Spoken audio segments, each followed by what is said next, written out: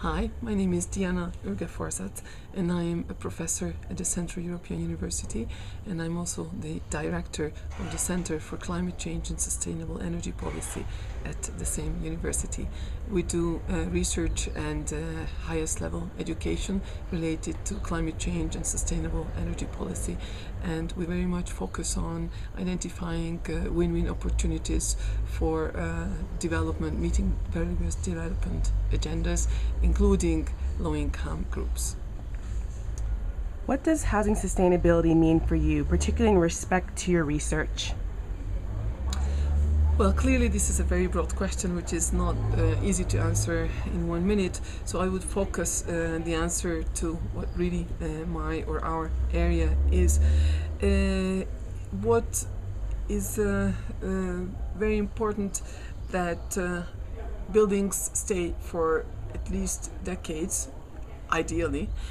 Sometimes even longer. Sometimes buildings can stay for centuries. So it's extremely important when we touch a building, when we build one or when we retrofit one, how we do that, because it will really determine the environmental impacts as well as social, cultural, economic impacts for a long term. So it's very important that we try to incorporate into the decision-making processes that we are creating something for the long term.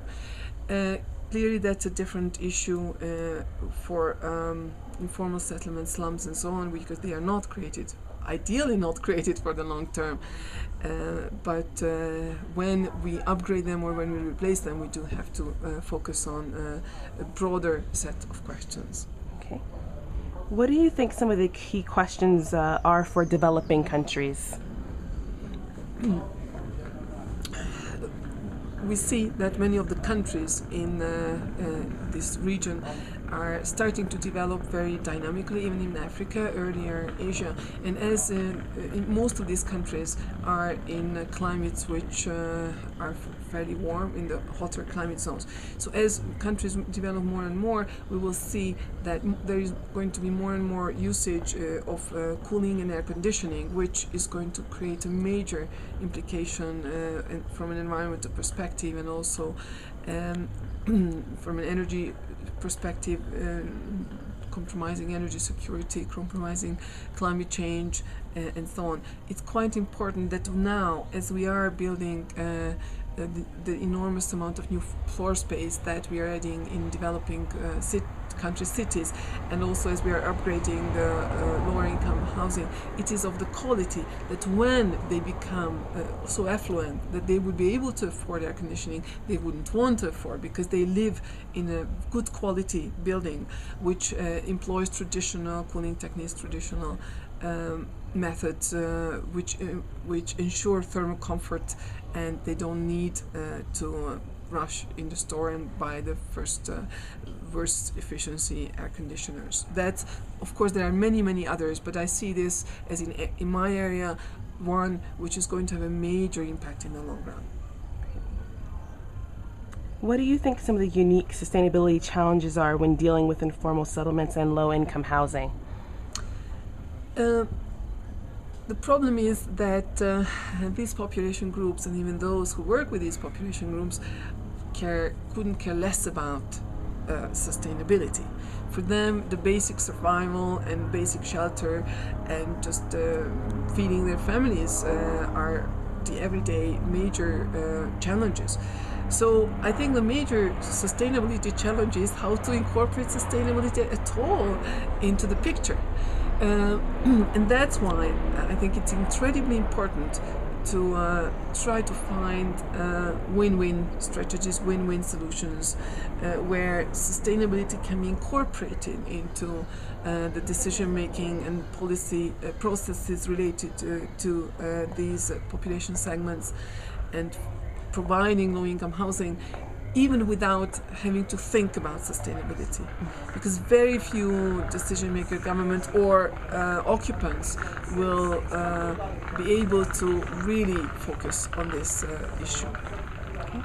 Lastly, how do you envision the role of the proposed network in advancing sustainable housing?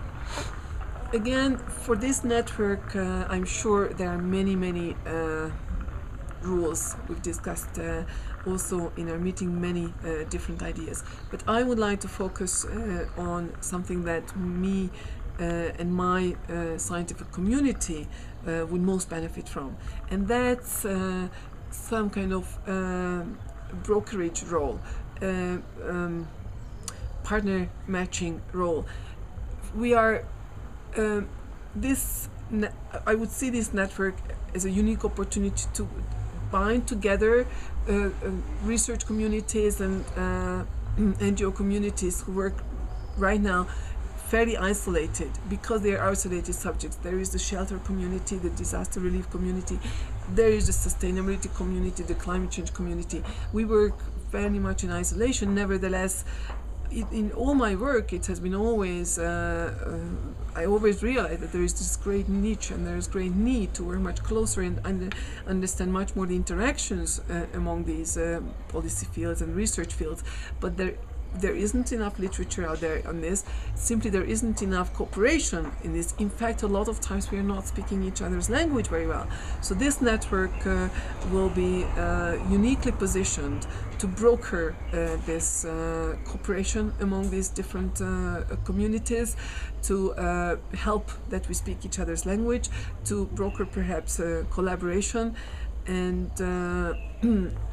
normally we don't have time to answer emails, we don't have time to actively search for partners. Through this network we will be able to sit together at the table several times, and will be kind of forced to work on the issues that are very important for all of us, but we're often just locked into our own little communities and areas. Thank you.